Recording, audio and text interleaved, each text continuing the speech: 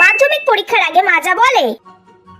কি রে মনা, তোর কি লাজ লজ্জা নেই রে? তোর মাধ্যমিক পরীক্ষা তুই এখনো ফোন করতেছিলি? হ্যাঁ, পাশের বাড়ি ডুগডুগিকে দেখ, পড়তে পড়তে খাচ্ছে, খেতে খেতে পড়ছে, খেতে খেতে পড়ছে, পড়তে পড়তে খাচ্ছে, পটিটায় গিয়ে পর্যন্ত পড়ছে, ঘুমাতে ঘুমাতে পর্যন্ত পড়ছে, ঘুমাতে ঘুমাতে পড়ছে। তুই যদি ফেল করিস মনা, আমি আর এই পাড়ায় কাউকে মুখ দেখাতে পারবো না। আমার বেশি কিছু চাই না, তুই শুধু পাস করে তাহলেই হবে। ওই স্টার লেটার মুটার ওইসব কিছু চাই না। আমি পাস করব, তুমি দেখো। ভগবানই জানে পাস করবে না ফেল করবে। পরীক্ষার পর যা হয়। হে ভগবান, তুমি আমাকে এই দিনটা দেখার জন্য বাঁচিয়ে রেখেছিলে। মা, তুমি তো বলেছিলে যে শুধু পাস করলেই হবে। কি? আমি তোকে বলেছিলাম যে পাস করলেই হবে? মেরে মুখ ভেঙে দেবো একদম, শয়তান মেয়ে। খবরের কাগজে লিখেছে দেখ, এক ছাত্রী জোনাকির পিছনের আলোয় পড়ে, ল্যাম্পপোস্টের আলোয় পড়ে প্রথম হয়েছে। এটা বাবা মাদের না গর্ব হয়, গর্ব। আর তুই মাত্র 45% নিয়ে এসেছিস। এই বালতিটা পুরো ভরে গেছে, চাই কি আর একটা বালতি নিয়ে আসি।